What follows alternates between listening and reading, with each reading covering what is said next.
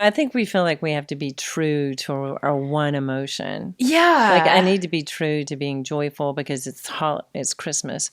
And, by golly, I'm going to be joyful. Frodo and Sam. It is. But the thing is, I recalled the taste of the strawberry you in the recalled Shire for the just a taste second. of the strawberry in the Shire.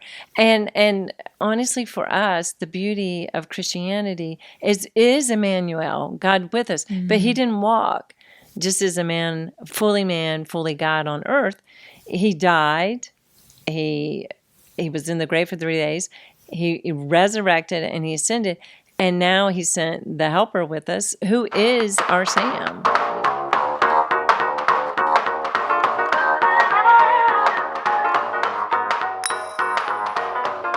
Merry Christmas! Merry Christmas! How are you, Anna Grace Smith?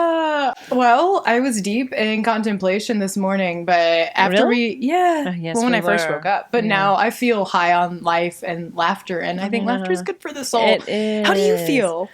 I enjoyed last night. We had a fabulous time. We had Dylan Dry, who's musician, songwriter, singer, editor band person, extraordinaire, editor.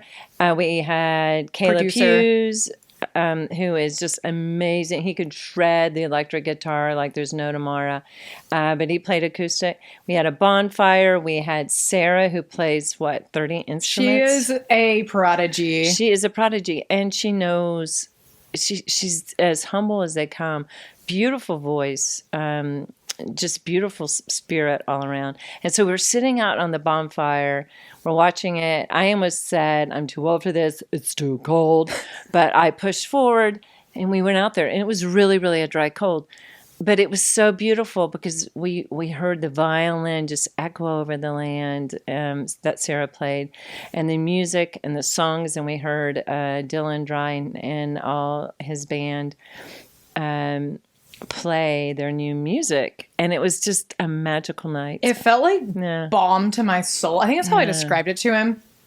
I texted him this morning and thanked him for, everyone for the music, because I think life can be so overwhelming, anxiety inducing. And last night, I'm not even I can't always just sit down and listen to music either and feel like relaxed, but there was something interesting about just feeling kind of on the sidelines in a good way, just like an observer and savoring the music. And I felt like really deep peace in my soul. Too. And seeing them all so passionate about it. They were all just so connected, but it felt like a communal thing, not just like, we're doing our thing for you. We were brought into the story.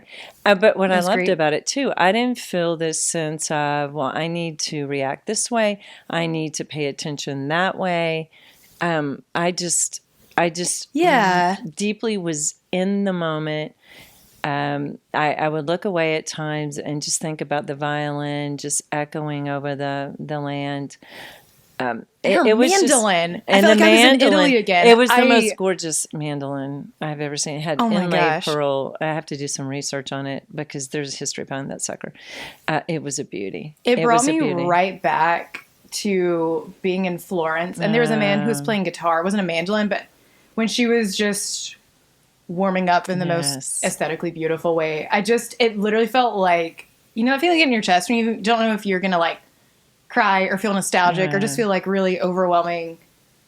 Maybe nostalgia is the word. It was weird. It was like that. And it was a good nostalgia. It wasn't one of those not a break bad your one. heart. Yeah. It was a beautiful nostalgia. Yeah. But there was something so, I think you picked up on it. We felt so included. It wasn't a performance. We were there with them. We were living the experience with them. And, we would clap or do something.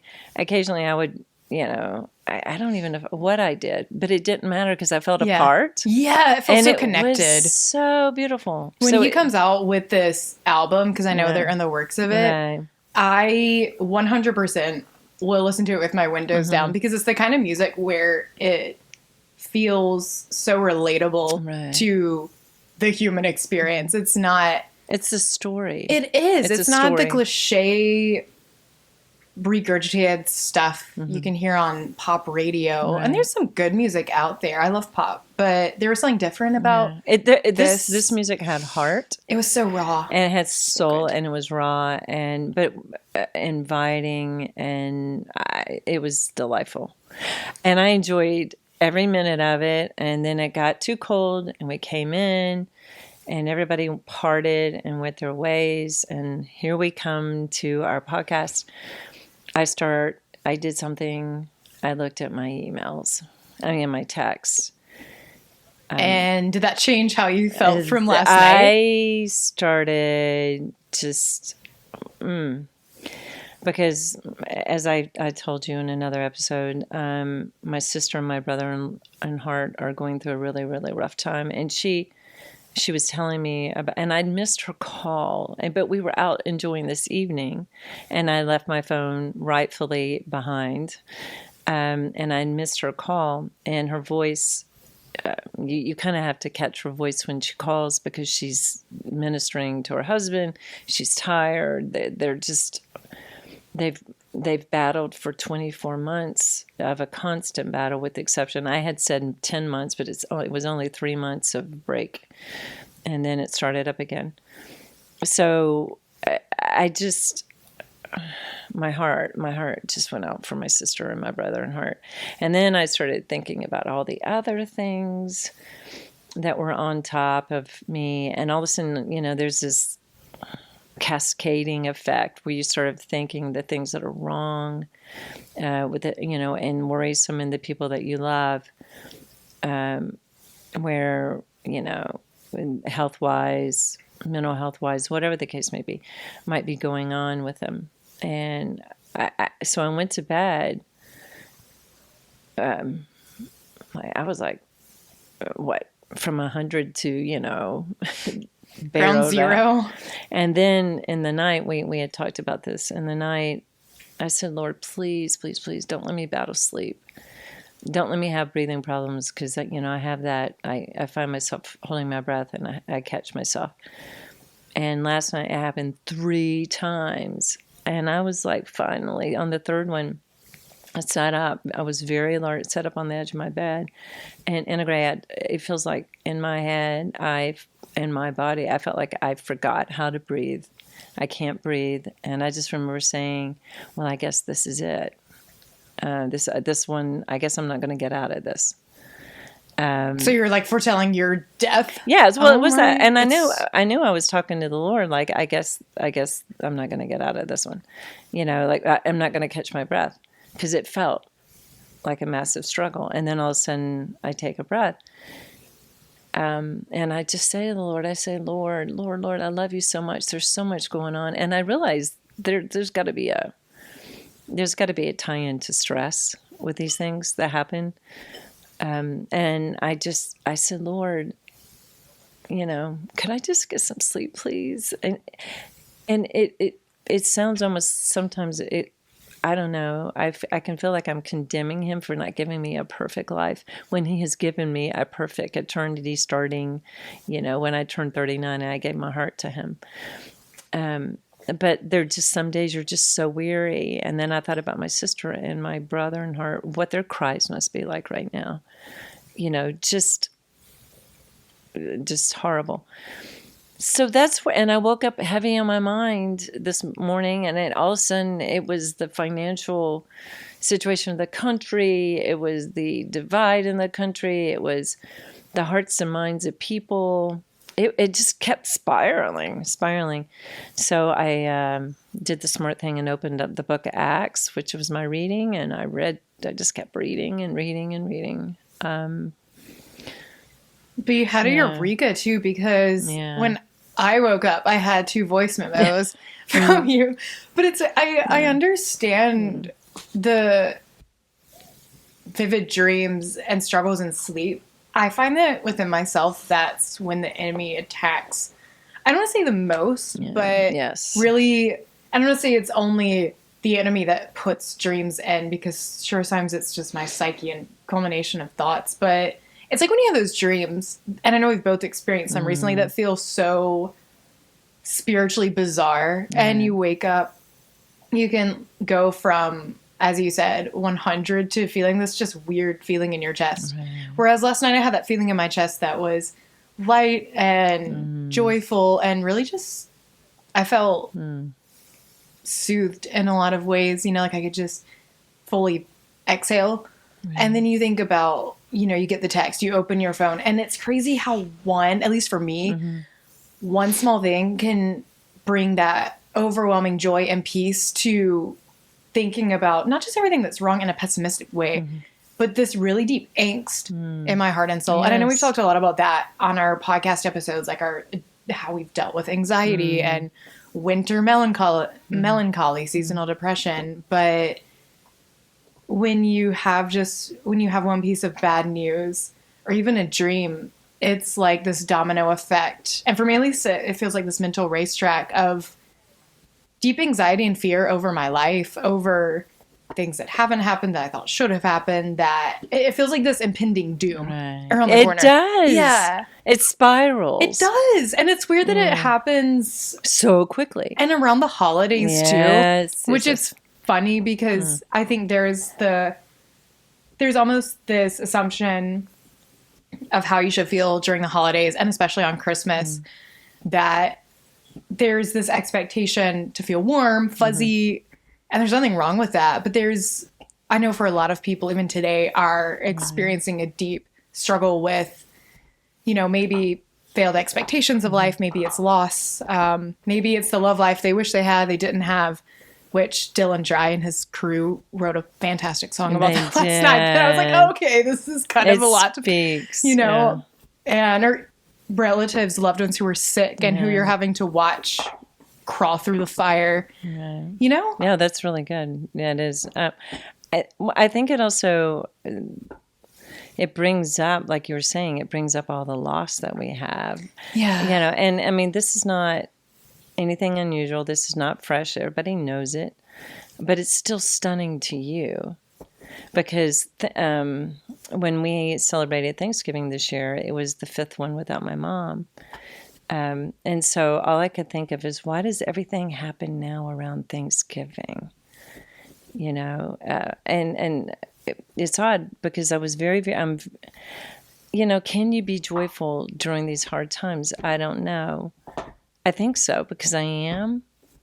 But, and it's not I'm not suspending disbelief. But then part of you feels guilty for feeling hopeful during those times, you know, while somebody else is suffering or someone has suffered or you have lost. But I don't know. I told you I wanted to equate it to the Lord of the Rings. Yes. Ooh. And I was on that. really, really thinking Frodo about Baggins. it because I always watch them in January.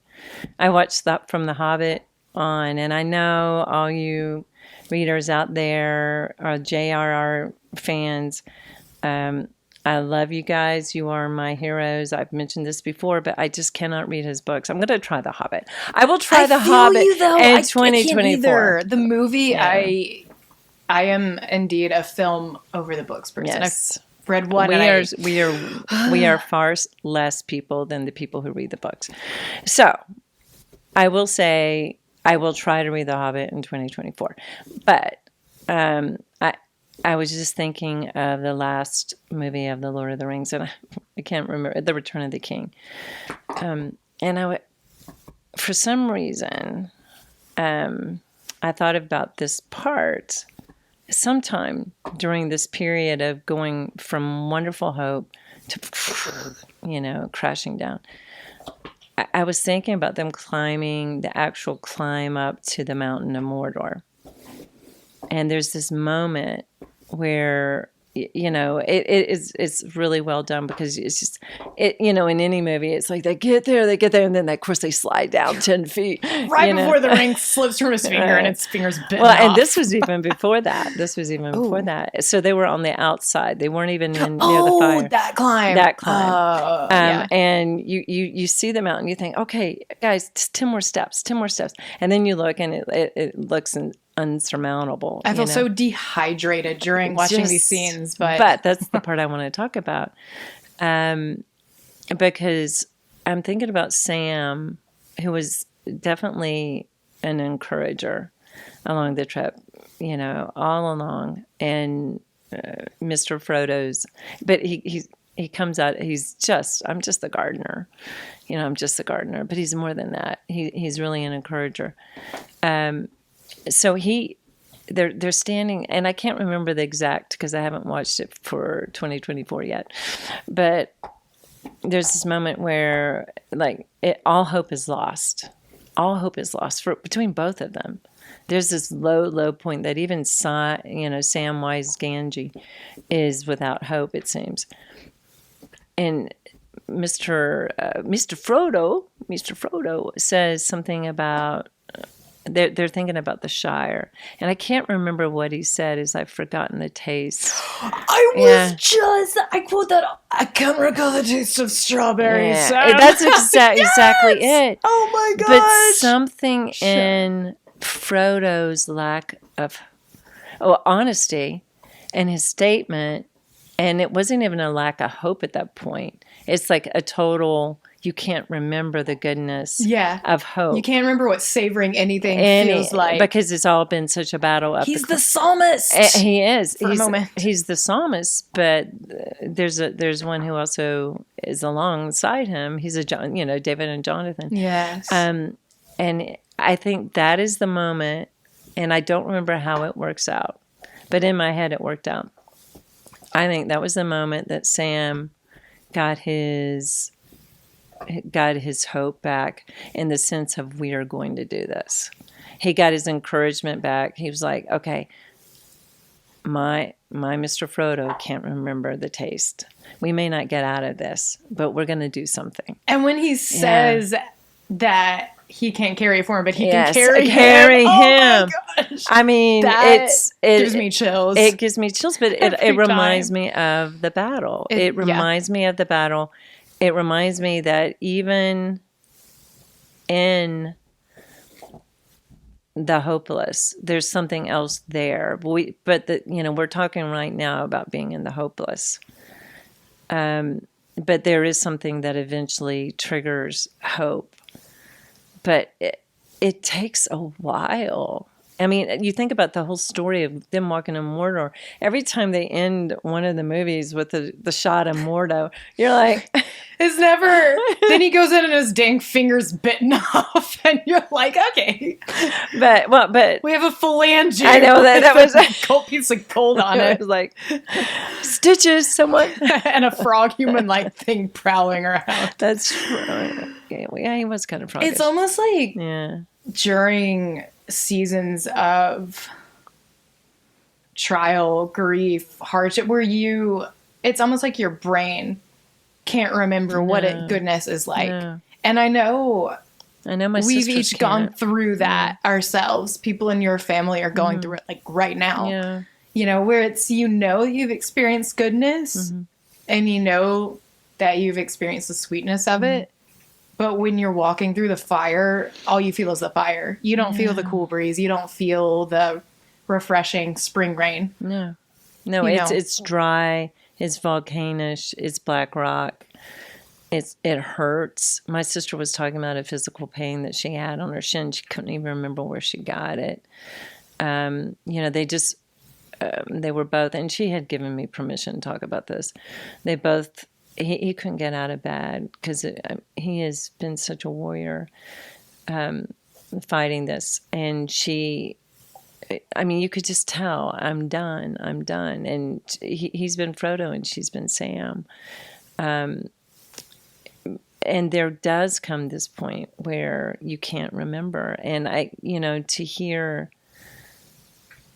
her laugh, I made her laugh. I think we talked about it on another podcast, but I made her laugh. But it was months ago that she laughed. And I heard her laughter again. I was like, wow, that's what it sounds like.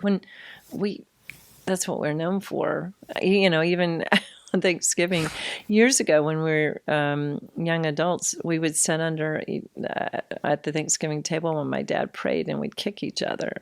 And we would always get Dad's dirty looks. Play footsie during it wasn't footsie, it was grace. Kixie. And we were like seeing who can make the other one make a noise. And then we would get the look from my dad. But it has been so long since I've heard her laugh. And I guess, too, what comes with the hopelessness, and this, or the hopeless, is, is it going to ever get better? Is it ever going to turn around? And if it doesn't, that means, yes, someone could, and he's a believer, so someone could, can die. Someone can, his next waking moment will be, with the Lord Jesus. I mean, what could be better, right? But that person is here on earth. And you wonder, can she, we want him out of pain. And there's this temporary moment of just saying, yes, dear Lord, please, no more pain, no more pain. And we know what we're asking. If the next treatment doesn't work, no more pain. But I also know for her, when she says something like that, what that means for her. And I mean, they are a beautifully connected couple.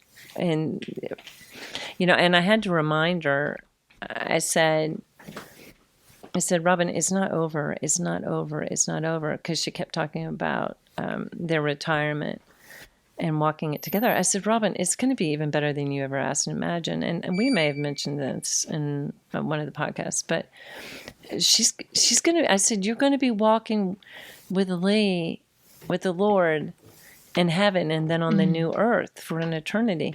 Your retirement is going to be blown out the window, the one you expected on earth compared to the one in heaven and on the new earth.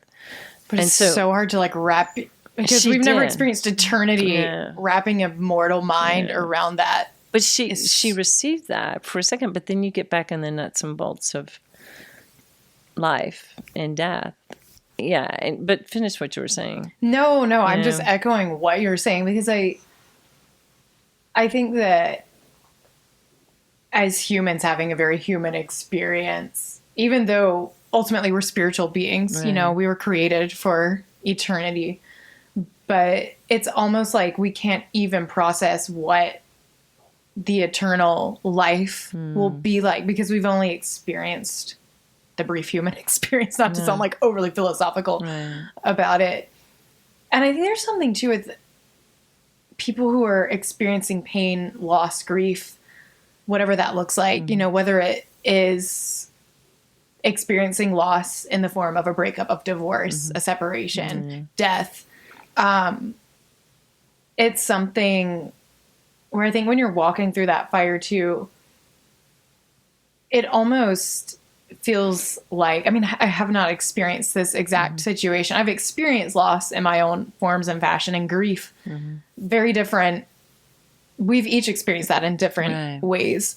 But I can remember in 2021, this feeling of I'm not allowed to enjoy something, even when joys come. I remember thinking, even when someone makes me laugh, I can't do that because this isn't my reality. And I think that's also, and especially with your sister's situation and a battle with cancer, and her husband, that is something that probably takes up her every thought of the day, and especially when you've done life with somebody for so long and you have these hopes and things you wanted to see come to fruition on earth and experience while you're both still, alive and well and functioning to your utmost capacity, and I think that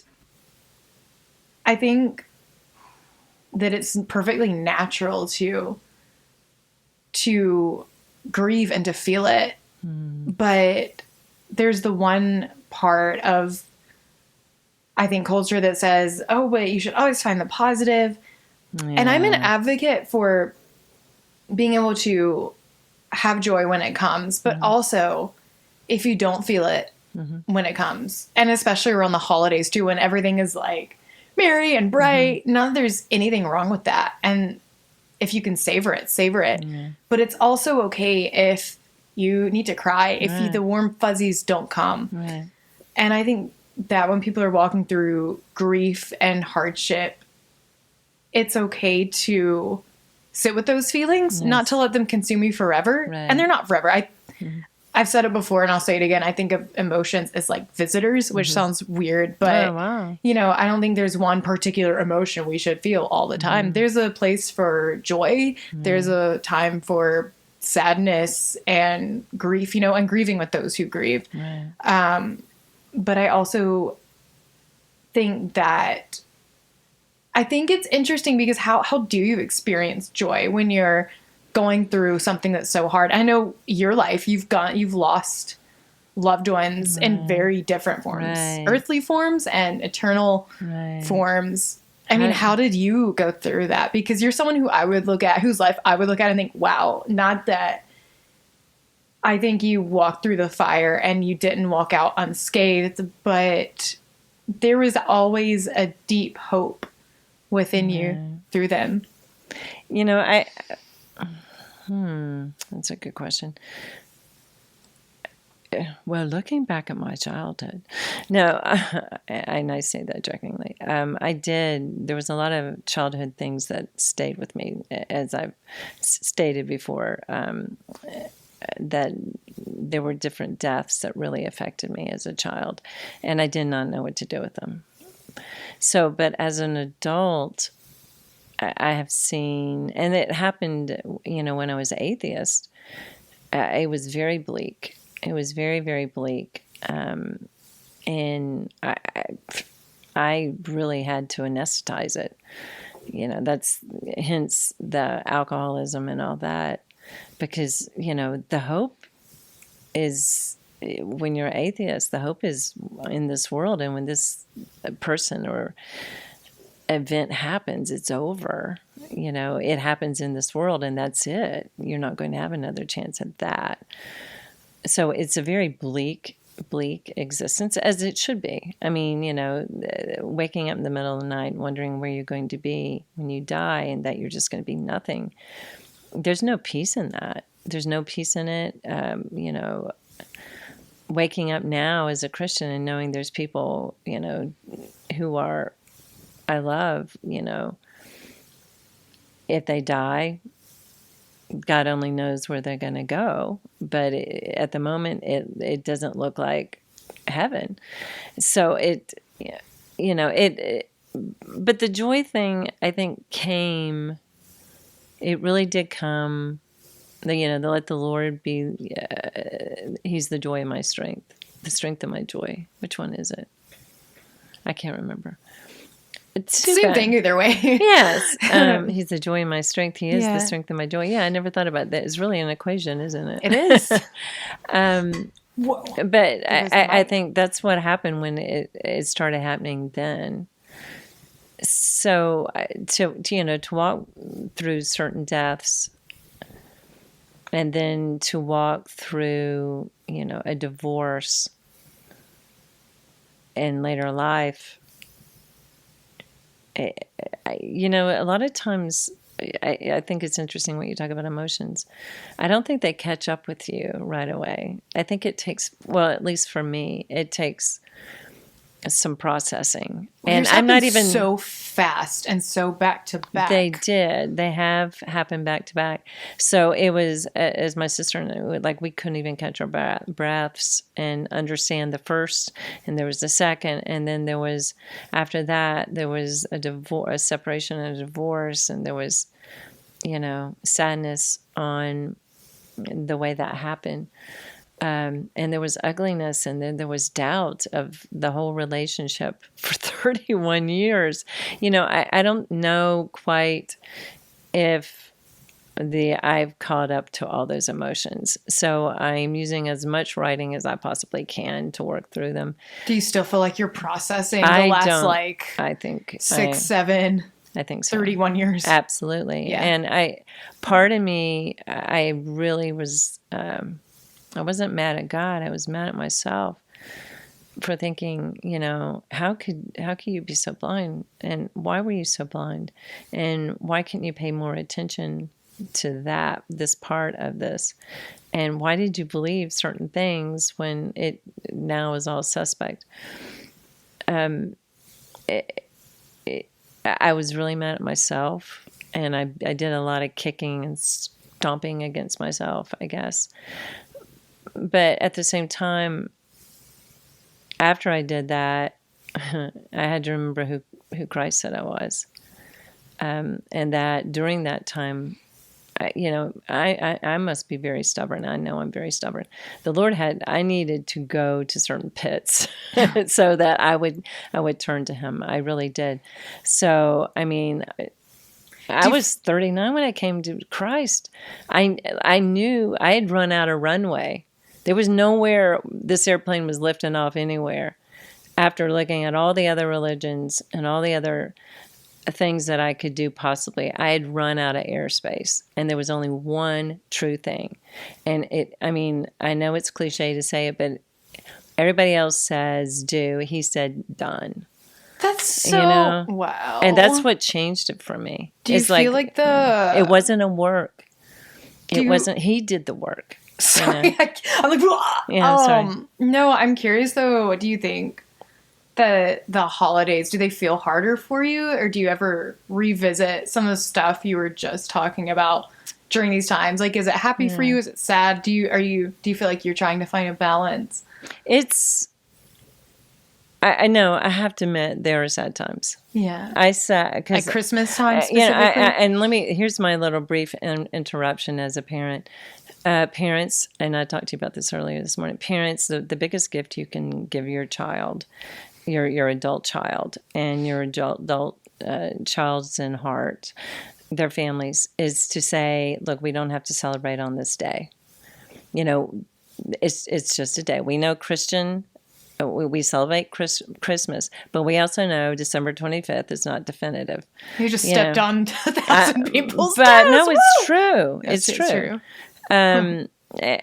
But it was one they picked to, well, I'll let other people talk about it, but to compete with the rival Saturnalia or whatever it was called, the Saturn festival. So I said to them, on any of these holiday, and now Easter is different for me. I love, because that is the resurrection. So I love to celebrate. I will have Easter if it is by myself. I'm celebrating our Lord Jesus as a resurrection. But all the other ones, I'm like, well, let's just do it, whatever. So I found myself on Thanksgiving, having given, my children the permission to, because they have other families. I want them to stay at home on Christmas Day, in the morning, and not have to race around. But I said, please do this. You create your own memories. I'm not going to be around forever. And which means they need their own memories, because time is short with their child. So, I was sitting there on Thursday night. I had cleaned up after. My kids, they cooked up a storm. I didn't have to cook anything. Ooh, although I did cook. I cooked 2 things, which touched me. I cooked something. Wow. I actually found out where it felt like lightning. I actually figured out I didn't have a mixer. You made soup though out of the turkey I remains. did. Really I actually cooked 3 times. Yeah, okay, touch me. I'm a chef. Kiss the cook, baby. Single and ready to mingle. Yeah, really. I just cook up a storm. I cook 3 times in the year. But domestic. No, so I was sitting around, but I'd found this great station that played all the old people. And so Nat King Cole was singing to me, and Duke Ellington and Ella James, and there was also the Rat Pack. They were singing, and Bobby Darin, Still My Heart. Bobby Darin was singing, and I was sitting on my grandma's couch, which sits in my living room, and I just sat there, and I was by myself, and it was really, really quiet. And I was like, yeah, I am sad. Oh. I am sad. And it was an interesting kind of sadness, because it wasn't only, I was listening to their music, because they loved, my mama loved her some Dean Martin. Oh, my Even gosh. though I thought he was never my fave. I loved Andy Williams, but he's a little younger than they are. But and the Frank Sinatra and all that. But it was sweet. So I had this nostalgic sadness for that time, even though it was not a perfect time, even though I know the Rat Pack had humongous problems. Nat King Cole to me was pretty perfect. So I had that going on, and then I thought, wow, to be alone on Thanksgiving evening, I didn't even have a fire going. Wow. You know, so you're like deep sitting with some feelings and thoughts. Just deep sitting, thinking of, and it was just kind of acknowledgement. It was almost like a petting of my emotions. Like, yes, I'm sad. I didn't dwell on it too much. So I don't know. I think we'll always be in process, as you said, with our emotions. But I think that's okay too. And I find that, and I'm sure many others will find consolation in that, because, like I've said, I think there's this expectation that you have to feel on and happy. And I think maybe even during the holidays, I mean, just the life in general, there are those times where you will. But it's also okay if, I think the holidays or even Christmas year, it doesn't meet your expectations. Right. I think there is like a massive consumerist mentality that kind of feeds into that. But I think at the end of the day, the togetherness, you know, is such a huge part of it. And I think when people are dealing with just the hardship of life, it's not always warm and fuzzy as it should be. I think it's really, honestly, and that's okay. Anna Gray, I think if you think about our ancestors, of which you had put a really nice post on social media about. I love genealogy. Yes, it was so beautiful. It's a love language. But you think about all the different people who've gone before us. And you know, we sit in my log cabin, and it's 1828. You think the people who were born and died here. I've talked about that before, and the Christmases they spent, or the holidays they spent. You know, I think it's almost unrealistic. No, it isn't almost. It is unrealistic to think that only joy is the emotion we're going to feel. Yeah. It's not fair. It's not fair. You know, what is it? We are grateful for the reason for the season. But, you know, when you put joy on that, and it is a fruit of the Spirit, but it is unfair to think that we're always going to feel joy-filled. Right. You know, in the sense of, I'm going to feel holly jolly Christmas. You know, I need to flip on some Rudolph the Red-Nosed Reindeer to feel better about myself. It's not fair to our seasons of life, even. I'm an older woman. You know, my kids, majority of them are out of the house. You know, I don't have little ones running around, you know, except for the snoring dog who's not snoring. The farm. And your favorite love puppy, Luna the cat. You know, I think it's... What more could you ask for with that beautiful beast of the field? This is true. She is a beast of the field. She is. But I think it's unfair to think that we're always just going... Because eventually, we end up, and this sounds pessimistic, but it is not. We end up at a place where we're like, okay, I'm sitting alone in front of a fireplace I didn't light on Thanksgiving night. Okay, what is my real true joy? Or you find yourself surrounded, but alone in your thoughts. Yes. I don't know if that makes sense. Oh, I never thought about it that way. It was 2020. So right in the peak of 2020. We were so ready for 2020 to be done, and then 2021 was an extension. And now 2024 is coming. Oh, but I remember I was with my family. Everything supposedly was fine, but I remember we were watching this Christmas special, and I just felt this pent up like angst inside. I mean, there have been like holiday parties, festivities, and I remember like I was doing all the things, you know, surrounded by people, but I was so hollow inside. And I remember exactly why. I remember it was Christmas Eve, and again, I thought, I'm not at that place. Like, I'm not, you know, when you're flipping through Facebook, flipping through Instagram stories and seeing people like baking cookies and I don't know, sitting around their Christmas tree, just the togetherness. Playing apples to apples.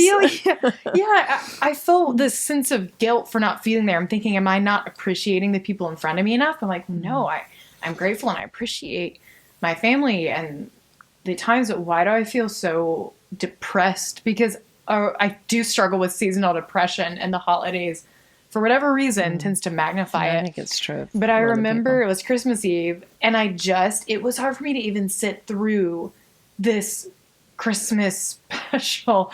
And I'm thinking, I always like this. I like, that time and supposedly the warm fuzzies. And I remember I thought, I just need to get out and go run. I remember it was so cold. It was raining.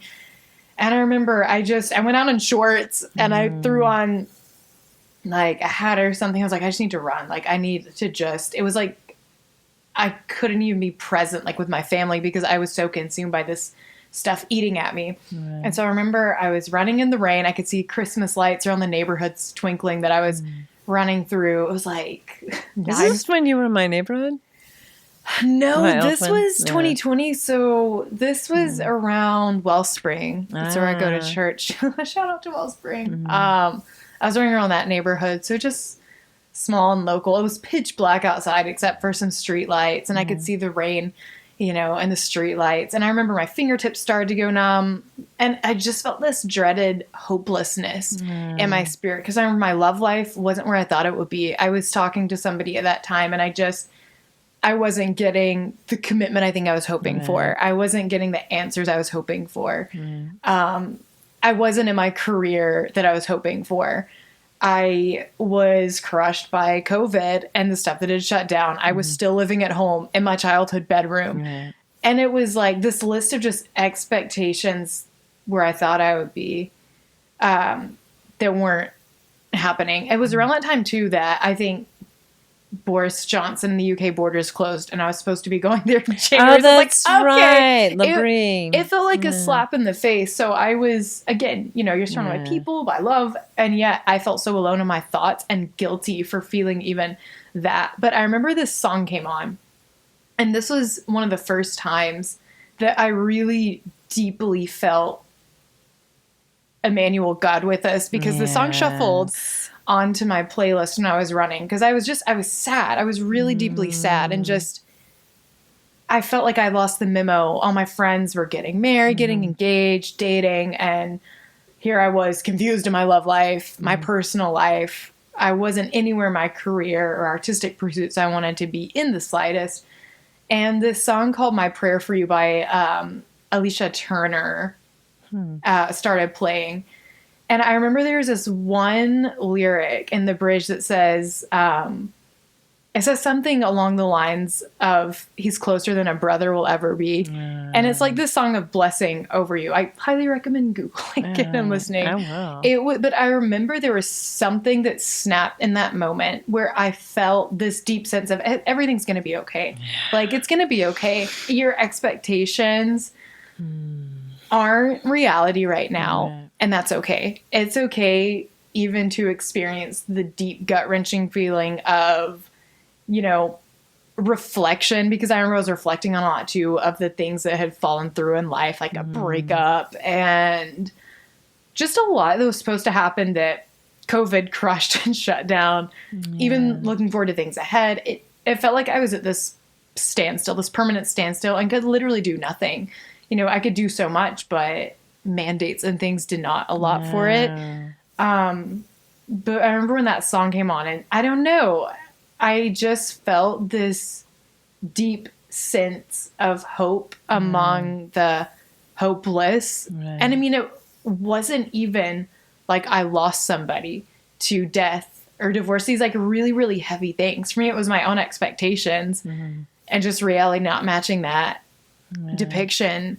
But I remember feeling just among all of the really angsty, depressed, really hopeless, just numb feelings that there is this little spark of light. And I remember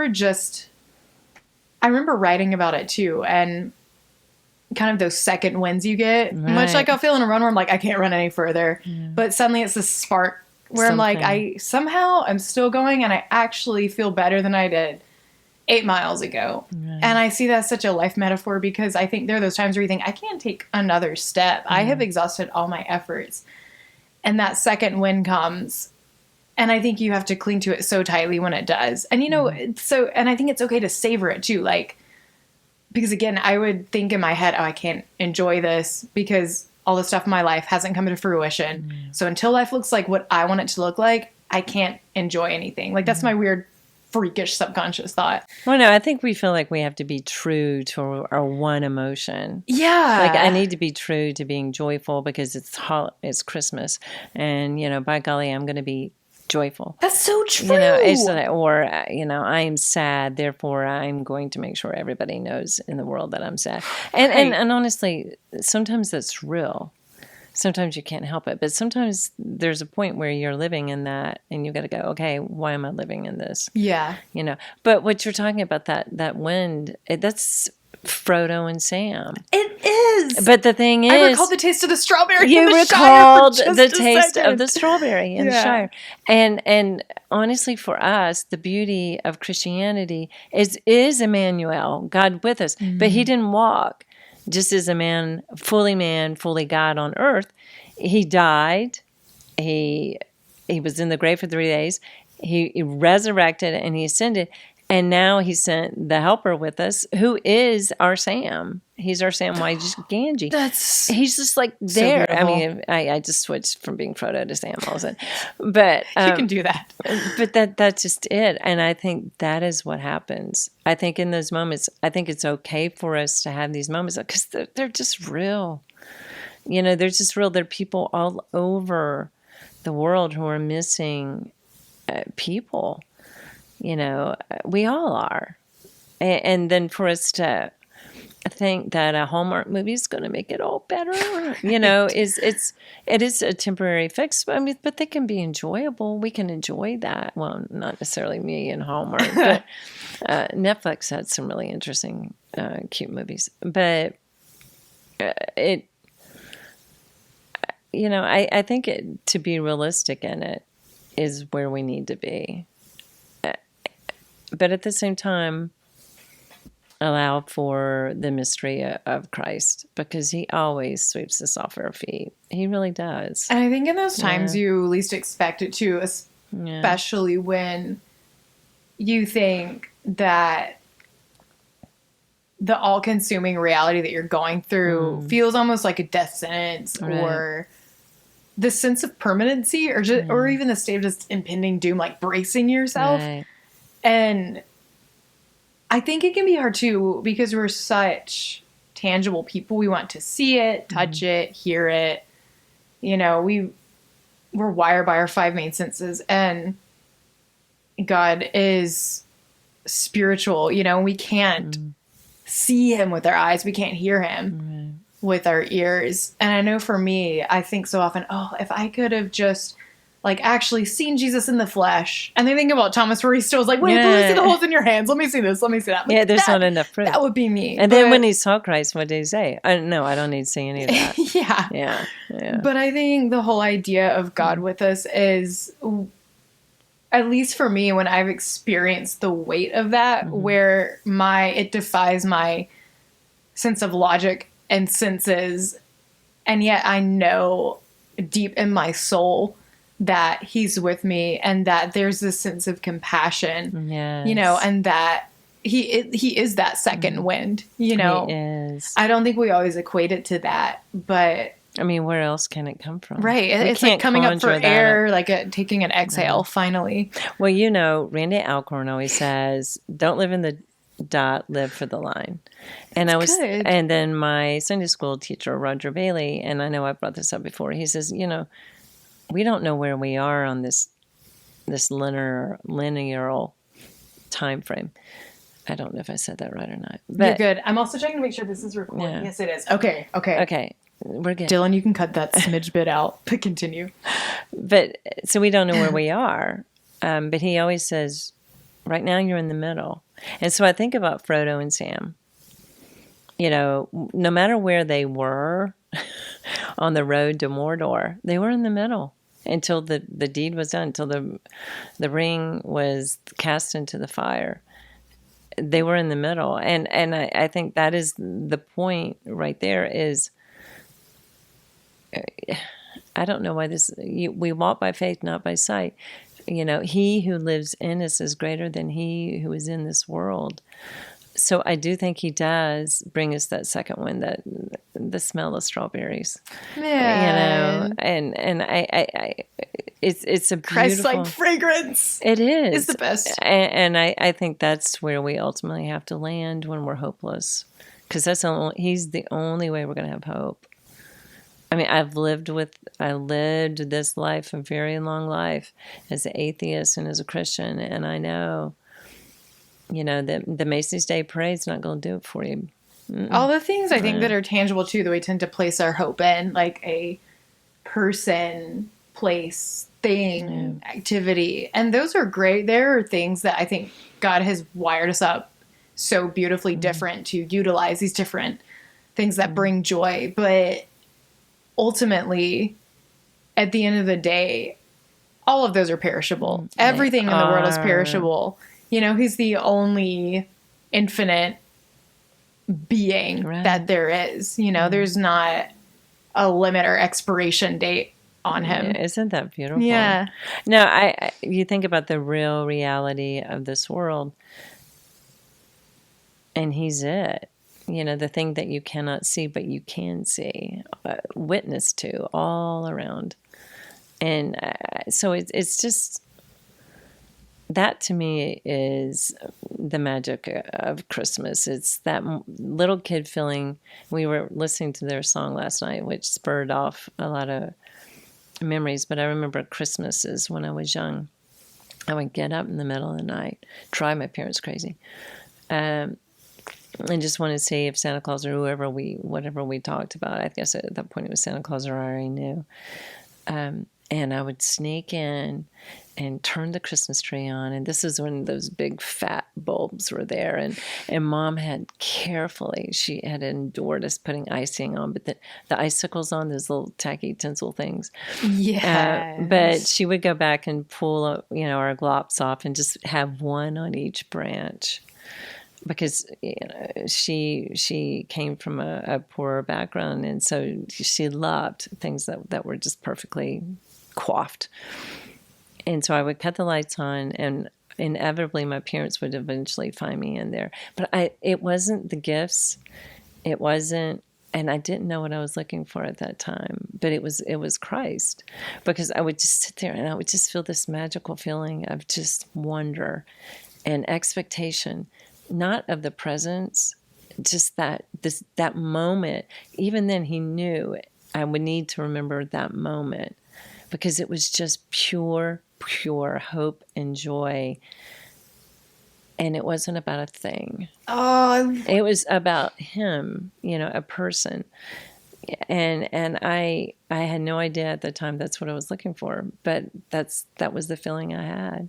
The childlike wonder where you feel the intensity of there's something so much bigger. It's something so much bigger, and I it love is that. way more important than the Barbie dream house. Right, right. The Mary-Kate and Ashley with the convertible.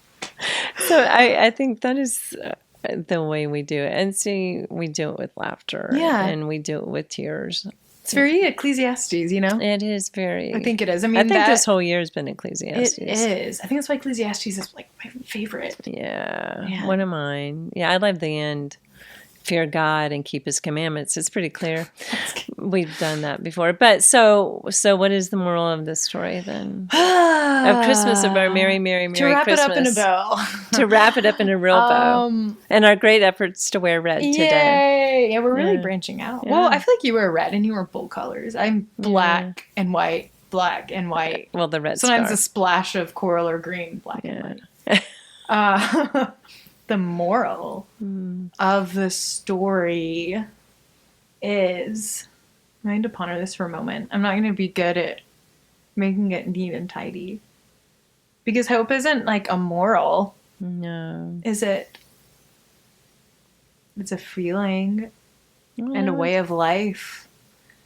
Well, it's Enjoy. love, hope, and faith, and of these, the most important is love. I think that's how the scripture goes. I mean, I think there's something moral about hope in a way. You think about it because it's the offspring of a holy, morals are offspring of a holy God. That is really true. And we're getting mere Christianity yeah, here. oh my goodness. Part 2. And you think about it, it's No, but really. love, joy, peace, patience, kindness, goodness. I mean, the hope is in there. The ultimate fruit cake. Yeah, of the Christmas. open is hope. You know, I mean, Jesus gross Christ. little gummies. Jesus Christ, the hope of glory. That's know? it. That's the icing on the cake. That You wrap is- things up and conclude them so much better than I can. I'm like this. Or maybe I paint over them, but I think No, you when we don't. paint over them with God's word, then yeah, that's good stuff. That is good stuff. Wow. Let us know in the comments too how you feel today, how the holidays are for you. Yeah. Have you struggled any this year? Have you felt lost? Have you felt hopeless? Have you had to just feel feelings and things? Are you joyful? You know, how would you actually say you're doing this year? And What is the one thing you're going to do that's hopeful? yeah. Which doesn't always equate to a feeling either. No, it It's doesn't. sometimes pressing into it, even being among people when you'd rather socially isolate. Right, that's true. You know? So Taking what is the time, one like- hopeful thing you're going to do that may be outside the box? Yeah. And that brings a little bit of that mystery of that Christmas morning when you were young. You know, if it was a good memory, you know. I love that. So that is it. That's Merry it. Cheers. Merry Merry Christmas.